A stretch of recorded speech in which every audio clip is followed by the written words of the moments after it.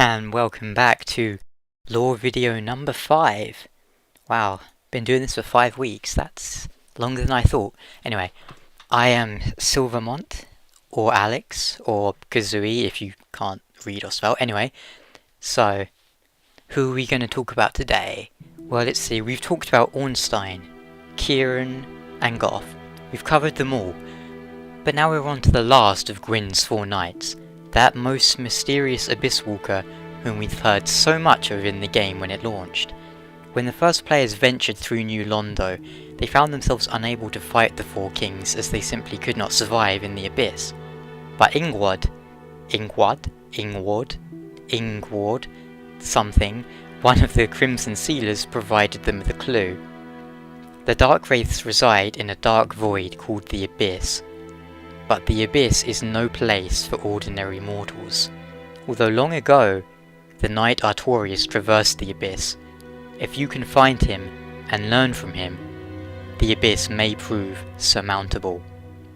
Interesting to note that he says ordinary mortals, which means maybe the chosen undead is nothing more than an ordinary mortal, and whoever manages to make the pilgrimage is the chosen undead, rather than it being specifically your player. Who knows? Anyway, from the simple statement, we first heard of the legend of Artorias, the Abysswalker. And what do we know of Artorias? The base game tells us quite a lot, and the DLC adds fuel to the fire, to put it lightly. But let's start with the obvious facts. The Wolf Ring gives us a nice chunk of info to work with. Artorias had an unbendable will of steel, and was unmatched with a greatsword. Fair enough, and it also confirms he was one of Gwyn's knights. What about his name? Could well be a reference to Lucius Artorius Castus, a Roman oft thought to be the historical basis for King Arthur. It can be hard to find literal meanings for these names, but Lucius means light, Castus seems to mean pure or chaste, morally pure, and so on. As for Artorias, there's no properly defined meaning for the name, but some places seem to believe it has something to do with strength or bears, Artos being Celtic for bear. And there's obviously the names Arthur, Arturo, Arto, and Arturi, the last of which is Finnish, and I probably butchered the pronunciations, but oh well. Why I bring this up, Lucius meaning light, I thought that was quite interesting when you consider the meaning of Ciaran's name, darkness. Moving on, we know that Artorias used a greatsword, and some players quite logically thought that the immense sword Sif wields was actually the sword of Artorias, which then led them to assume Artorias was a giant, because it's a very big sword. We'll talk more about that later, as we know it was likely not the actual weapon Artorias used, but we've heard him referred to as the Abysswalker, and when we defeat Sif, we receive the ring Covenant of Artorias. This ring symbolises Knight Artorias' covenant with the beasts of the Abyss. Its wearer, like Artorias himself, can traverse the Abyss. What this means was rather curious. We know Artorias could traverse the Abyss, but was he still a good guy, to coin a phrase? If we liken the darkness and Abyss to the dark side, did Artorias fall to the dark side? Was he seduced by the power of darkness and fell to it? Some players thought so, some did not.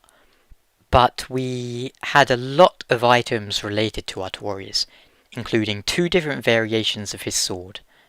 Sword born from the soul of the great grey wolf Sif, a guardian of the grave of the Abysswalker knight Artorias.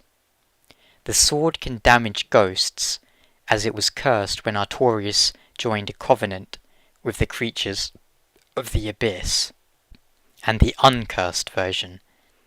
Sir Artorias hunted the Dark Wraiths, and his sword strikes harder against dark servants. So who was this knight? He set out to hunt the Dark Wraiths, and to further his cause, he made a covenant with the beasts of the Abyss, so that he might traverse the Abyss and fight who? The 4 kings? The legend is present, but not all believe it, Strangely enough, Alvina of Darkroot exclaims the tale is nonsense, and the legend a fabrication. Players thought ill of her as they had to kill Sif anyway, and it seemed she was the one lying. How can it be a fabrication when we find his covenant, and it allows us to battle the Four Kings? Most assume she was merely trying to keep us from the grave for her own reasons.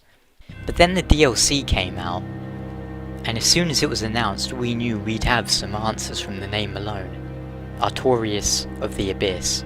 And we didn't have to go far to find him. Once players fought their way past the Sanctuary Garden and through the Royal Wood, we found him, a howling beast who attacked us without a word of warning. Once dispatched, we find out he was corrupted by the Abyss. Later on, we find Sif, surrounded by the humanity enemies of the Abyss. But what does this mean? Does this happen before New Londo, or after? Why is he called Knight Artorias when we fight him? Why not Abysswalker Artorias or Artorias of the Abyss? Ornstein is not called Knight Ornstein, but rather Dragonslayer Ornstein. Could that have indicated that he wasn't known as the Abysswalker when he was alive? Perhaps, but the silver pendant item would seem to indicate otherwise.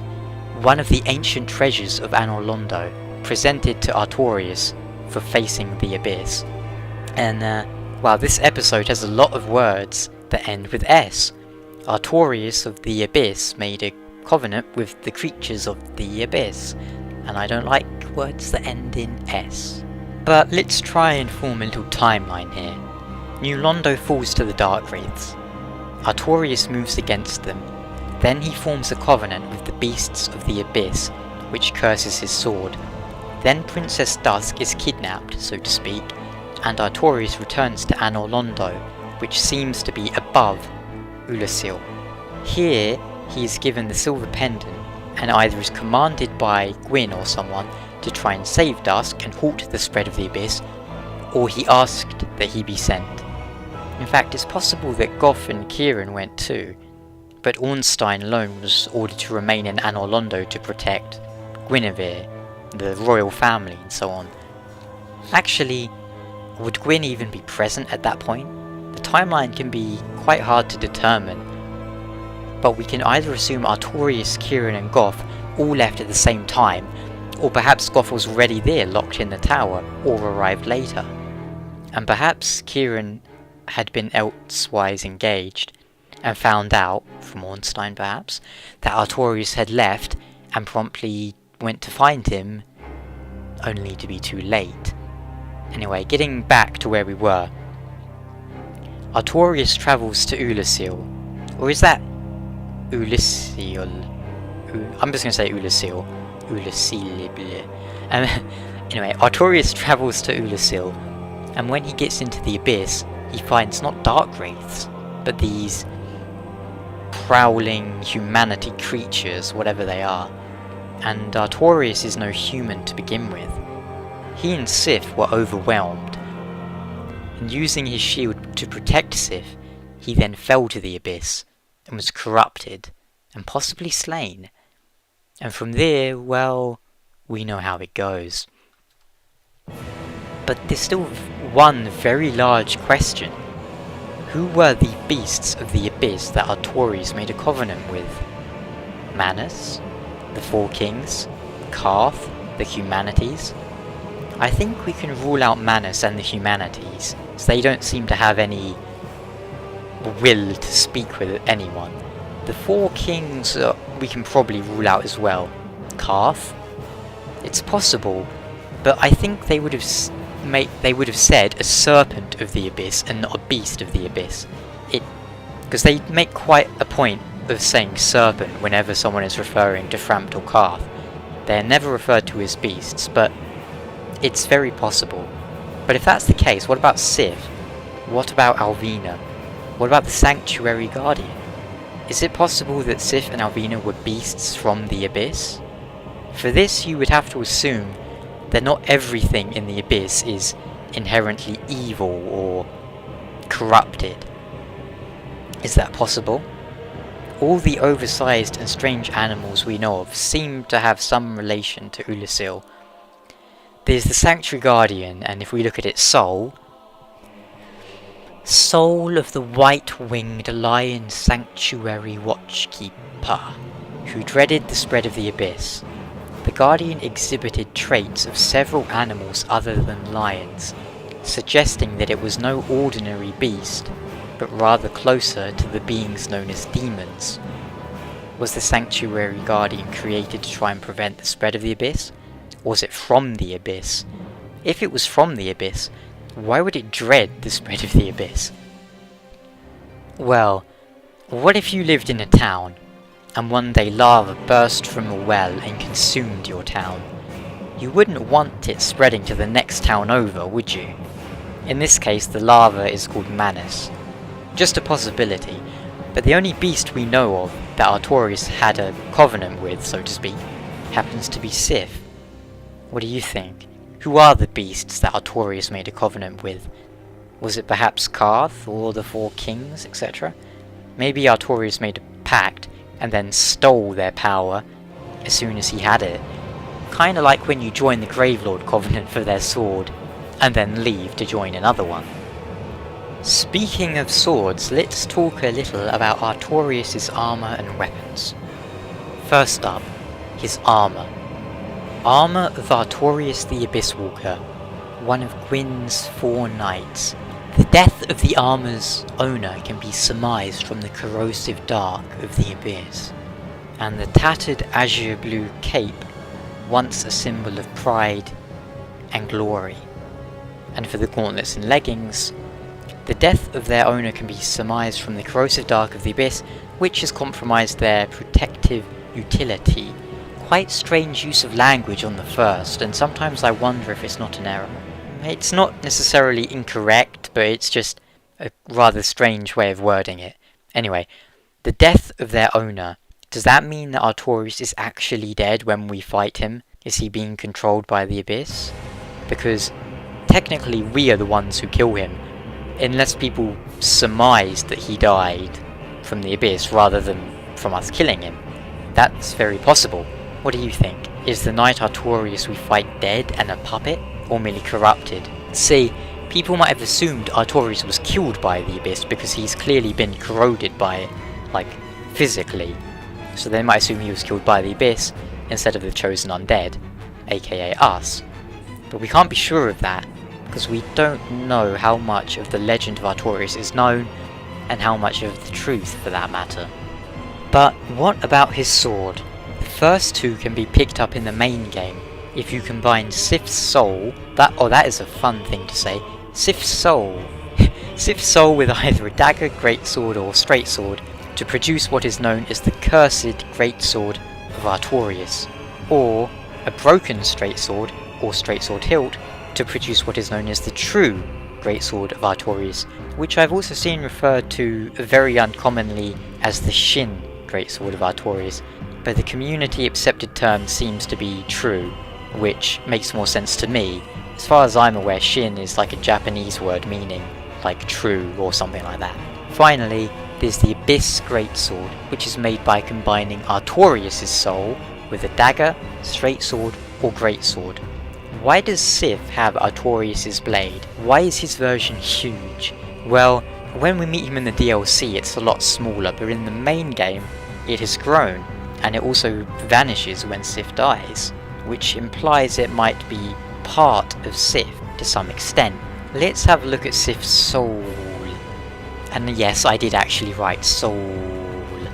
Soul of Sif, the Great Grey Wolf, who guards the grave of Artorias the Abysswalker. Special beings have special souls. Use the soul of Sif, who inherited the Divine Nightsword, to acquire a huge amount of souls or to create a unique weapon. So he inherited the Divine Nightsword. We know that Artorias left his shield with Sif. What could that mean?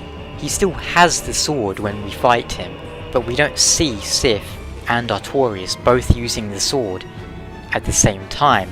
Is it possible that when Artorias died, that is when Sif inherited the sword? What do you think? Some fantasy heirloom indeed do work that way. So, Yeah, it's possible. And then we have the Great Shield of Artorias.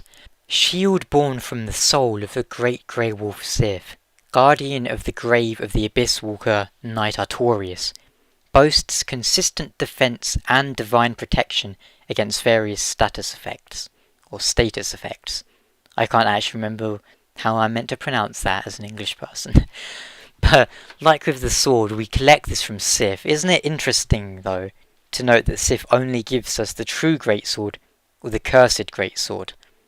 I know it's probably some game mechanic stuff, but Sif has no way of giving us his master stroke friend's abyssal stuff, like the Abyss Greatsword.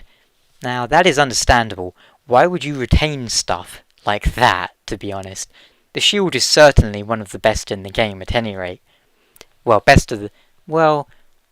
is very subjective in Dark Souls, but I think it's one of the best shields. Not that I use tower shields much. I like to parry, even though I'm terrible at it. Anyway, the design upon the shield seems to resemble a wolf's head, and with some sort of tree motif upon it. I'm looking at it, but I can't really tell if it's going to be a tree or something else. There's also the Cleansing Great Shield, which you pick up after saving Sif. He leaves it behind for us. Us? Artorias, deeply scarred by the Abyss, used this shield to form a barrier to protect his compatriot Sif. Although this drained the shield, its magic defense remains high. Maybe Artorias had this shield made for him to fight the Abyss. After all, you'd want fire resistance if you're fighting dragons. Artorias is the only one of the 4 knights to use a shield, which is quite interesting. But how strong was he? What we fight is a corrupted version of Artorias. Did that mean he was more powerful than normal, or less powerful? I believe it's the latter. He would have put up more of a fight had he been whole and uncorrupted. If nothing else, he would have had his shield too. In fact, had he been wielding his shield, we might not have been able to defeat him at all. I'm of the opinion that Artorias was the most powerful of the knights. Purely from a gameplay perspective, I would rank them Artorias, Gough, Ornstein, Ciaran. From a lore perspective, it would be Artorias, then Ornstein just barely, then Gough, then Ciaran.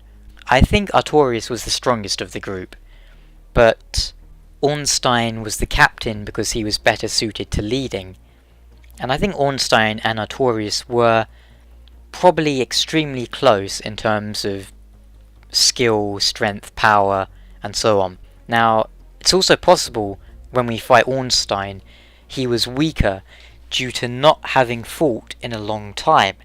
It's also possible that the Ornstein we fight was some sort of illusion. Possible, but I don't really think it was an illusion.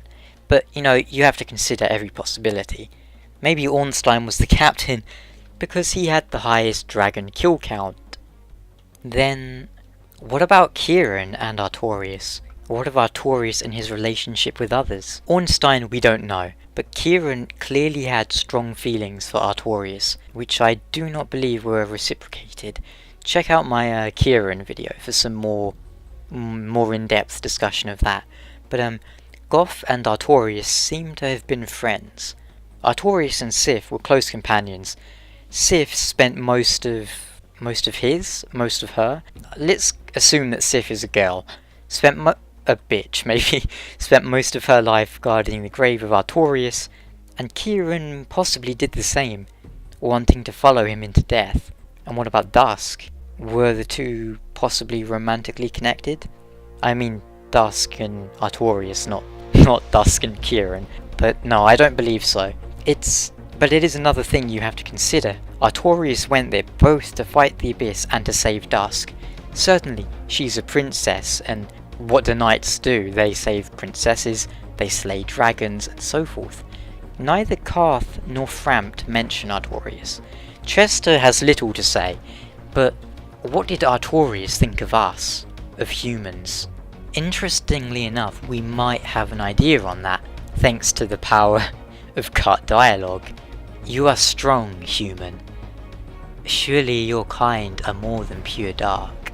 I beg of thee, the spread of the abyss must be stopped. He has a few other interesting lines, one of which indicates that he can see Sif. Does that mean he can actually see Sif? As in, do they encounter each other? Or was he dying and sort of hallucinate Sif?